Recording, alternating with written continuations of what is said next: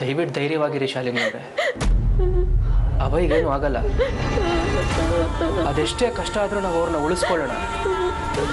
ನಿಮ್ಮ ಪ್ರೀತಿ ಅವ್ರನ್ನ ಉಳಿಸತ್ತೇರಿ. ಒಳ್ಳೆತನಕ್ಕೋಸ್ಕರ, ಸತ್ಯ ನ್ಯಾಯ ನೀತಿನ ಉಳಿಸ್ಕೊಳ್ಳೋಕ್ಕೋಸ್ಕರ ತಮ್ಮ ಜೀವನೇ ಪಣವಾಗಿಟ್ಟಿದ್ದಾರೆ ನಿಮ್ಮ ಯಜಮಾನ್ರು. ಅವ್ರಿಗೇನು ಆಗಲ್ಲ ಶಾಲಿನಿ ಅವರು. ಸತ್ಯ ಗೆಲುವು ಸಿಕ್ಕೇ ಸಿಗತ್ತೆ ಅಂದಮೇಲೆ ಅಭಯ್ ಅವರು ಹುಷಾರಾಗೇ ಆಗ್ತಾರೆ. ಪ್ಲೀಸ್ ಧೈರ್ಯ ತಂದ್ಕೊಳ್ಳಿ, ಅಳಬೇಡಿ ಈ ಥರ. ಶಾಲಿನಿ ಅವರೇ, ನಂಗೆ ಗೊತ್ತಿರಿ ನನ್ನಿಂದನೇ ತಪ್ಪಾಗಿತ್ತು. ಬಿಡಿ ಸರ್, ತುಂಬ ಶಾಕಲ್ಲಿ ಹಾಡಾಡು. ಸಾರಿ. ಸರಿ ಸರ್, ನನಗೆ ಹೊರಟಿರ್ತೀನಿ. ನನಗೆ ಇಲ್ಲಿರೋದು ಸರಿಯಲ್ಲ. ನನ್ನ ತಂದೆ ಇಲ್ಲೇ ಇದ್ದು ಎಲ್ಲ ವ್ಯವಸ್ಥೆ ಮಾಡ್ತಾರೆ.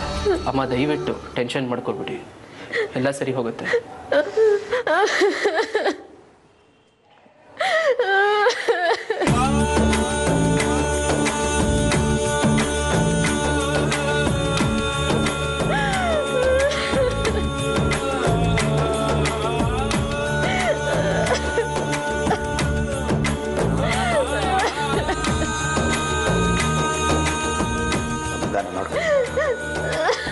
ಸಮಾಧಾನ ಮಾಡ್ಕೋ, ಅಳಬೇಡ.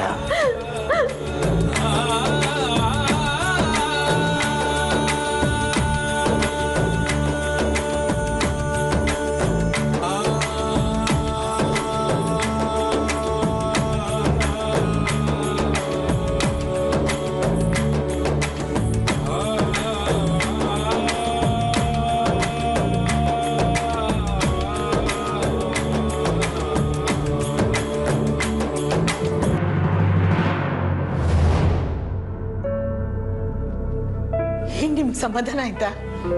ಈಗ ಸಮಾಧಾನ ಆಯ್ತಾ ನಿಮ್ಗೆ? ಅನ್ಯಾಯವಾಗಿ ಏನು ಮಾಡದೆ ಇರೋ ನನ್ನ ಅಳಿಯನ ಜೀವಕ್ಕೆ ಸಂಸ್ಕಾರ ತಂದ್ಬಿಟ್ರಲ್ಲ, ಇದು ಸರಿನಾ? ನಾನೇನು ಮಾಡಿಲ್ಲಮ್ಮ, ಅವರೇ ಅಚಾನಕ್. ಸಾಕು, ಮಾಡ್ದವ್ರು ಯಾರು ಮಾಡ್ದೆ ಅಂತ ಏನು ಹೇಳಲ್ಲ. ನಾವೇನ್ ತಪ್ಪು ಮಾಡಿದೀವಿ? ನಮ್ಮನ್ನ ಹುಡ್ಕೊಂಡು ಬಂದು ಈ ರೀತಿ ಕಷ್ಟ ಕೊಡ್ತಾ ಇದ್ದೀರಲ್ಲ. ಅಲ್ಲ, ಹಿಂದೆ ನೋಡಿದ್ರೆ ಹಾಗೆ ಮಾಡಿದ್ರೆ ಈಗ ನನ್ನ ಅಳಿಯನ ಜೀವ ಉಳಿಯತ್ತ? ಹಿಂದೆ ನೋಡಿದ್ರೆ ಹಾಗೆ ಮಾಡದ್ನ ನಾನೇನ್ ಮಾಡ್ದೆ? ಯಾರಿಗೆ ಯಾವಾಗ?